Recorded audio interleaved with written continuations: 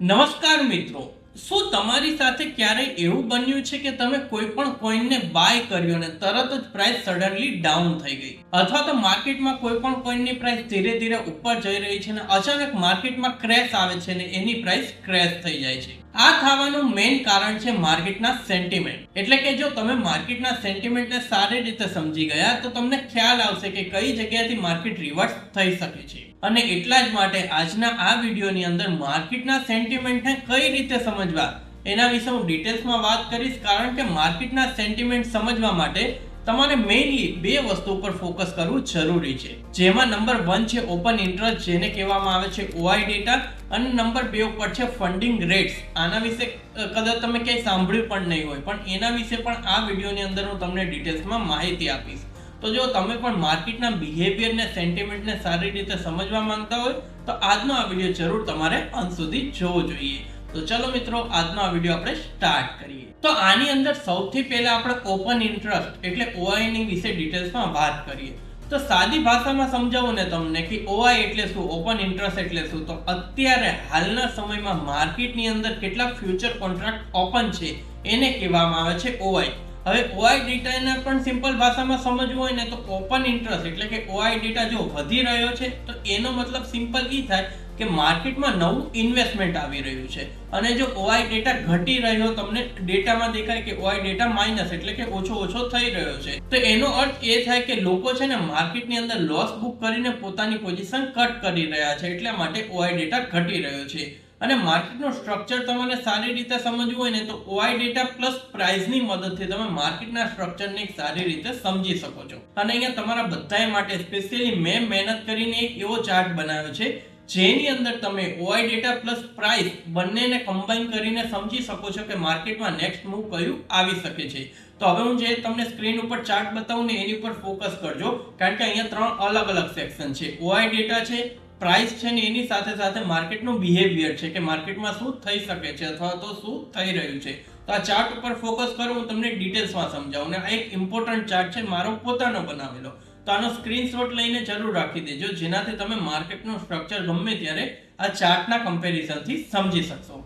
તો ચાર્ટની અંદર ફોકસ કરીએ. સૌથી પહેલા તમે જો પ્રાઇસ, ઓપન ઇન્ટરેસ્ટ ને એનો મીનિંગ અર્થ શું થાય એ મેં લખ્યું છે. તો સૌથી પહેલા કે પ્રાઇસ વધે છે અને ઓપન ઇન્ટરેસ્ટ પણ વધે છે, એટલે કે નવા લોકો લોંગ પોઝિશન બનાવે છે, જેને કહેવાય બુલિશ માર્કેટ, કે માર્કેટ ઉપરની સાઈડ જઈ રહ્યું છે.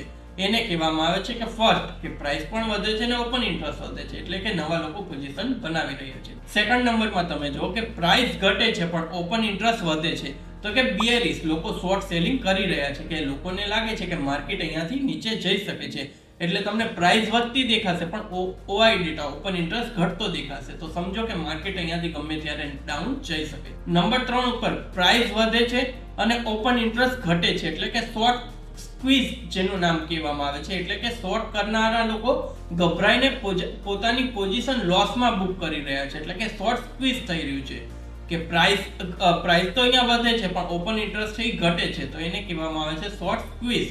નંબર 4 ઉપર કે પ્રાઇસ ઘટે છે અને સાથે સાથે ઓપન ઇન્ટરેસ્ટ પણ ઘટે છે, એટલે શું કહેવાય કે લોંગ લિક્વિડેશન, કે જેટલા પણ લોકોએ લોંગ કર્યું હતું, જેટલા પણ લોકોએ એનાલિસિસ કર્યું કે અહીંયાથી અપસાઇડ જશે, તો તે લોકો અહીંયા ટ્રેપ થયા છે, જેને કહેવાય લોંગ લિક્વિડેશન. એટલે કે લોંગ જેટલા પણ લોકોએ કર્યું હતું લોસની અંદર પોતાની પોઝિશન કાપી રહ્યા છે.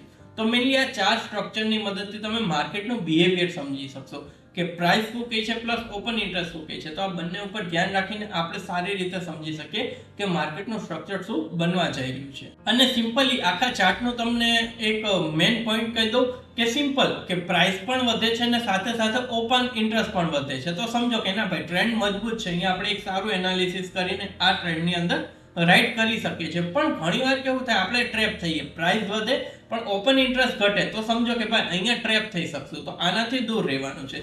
સિમ્પલી આ વસ્તુ હંમેશા તમારે માઇન્ડમાં રાખવાનું. તો ચલો હવે આપણે વાત કરી લઈએ ફંડિંગ રેટ્સની, કે ફંડિંગ રેટ શું છે અને એની મદદથી માર્કેટનું સ્ટ્રક્ચર કેવી રીતે સમજી શકાય. તો બેઝિકલી ફંડિંગ રેટ્સ જેવું નામ છે એવું કામ, કે આ એક તરહની ફીસ છે, એક રીતની ફીસ છે જે બાયર સેલર્સ એકબીજાને પે કરે છે. હવે આના મદદથી માર્કેટનું સ્ટ્રક્ચર કેમ સમજવું તો એ ડિટેલ્સમાં સમજવું પડશે આપણે. તો ફંડિંગમાં પણ ટોટલ બે કેટેગરી છે. એક પોઝિટિવ ફંડિંગ એટલે કે માર્કેટમાં બધા જ લોકો બાય કરી રહ્યા છે, એટલે કે જેટલા પણ લોકો બાય કરી રહ્યા છે એ સેલ કરનારને ફીસ પે કરે છે.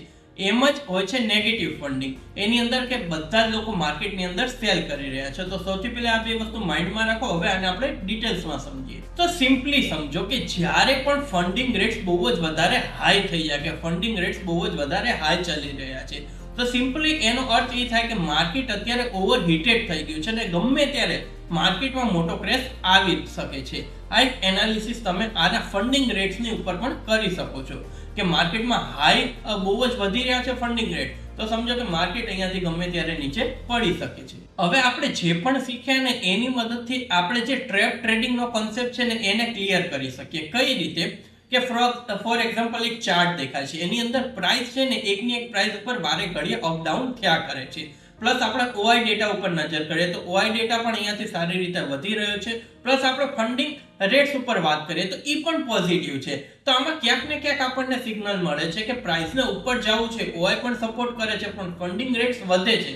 એટલે ક્યાંક ને ક્યાંક આપણા બેક એન્ડ માઇન્ડમાં હોય કે પોઝિટિવ ફંડિંગ શું હતું, નેગેટિવ ફંડિંગ શું હતું, તો આપણને ખ્યાલ આવે કે ભાઈ અહીંયા છે ને રિટેલરો ટ્રેપ થઈ શકે છે, કારણ કે અહીંયા ત્રણેય વસ્તુનું બરોબર અલાઇનમેન્ટ નથી. તો અહીંયાથી માર્કેટ ગમે ત્યારે રિટેલરોને લોંગ સાઈડ ટ્રેપ કરીને માર્કેટ નીચે આવી શકે છે. તો બધી જ રીતે તમે કોન્સેપ્ટને સમજશો ને તો માર્કેટનું સ્ટ્રક્ચર સમજવું એકદમ ઈઝી રહેશે. તો જે મેં તમને સિનેરિયો બતાવ્યો ને કે આવી રીતે થઈ જાય કે પ્રાઇસ એકની એક જગ્યા ઉપર રહી છે, પ્લસ ઓઆઈ ડેટા પણ વધે છે, ફંડિંગ રેટ પોઝિટિવ છે, તો અહીંયા ટ્રેપ થાય. તો ટ્રેપની અંદર શું થશે કે એકની એક જગ્યાએ પ્રાઇસ છે, હવે જેવી માર્કેટ થોડીક નીચે આવશે ને તો શું થશે કે આની અંદર બધા જ લોકોના સ્ટોપ લોસ હિટ થઈ જશે, કારણ કે બાય કરો તો નીચે તમે સ્ટોપ લોસ રાખો છો. પ્લસ અહીંયા લોંગ લિક્વિડેશન ક્રિએટ થશે અને માર્કેટની અંદર અચાનક એક મોટો મૂવ આવી શકે છે.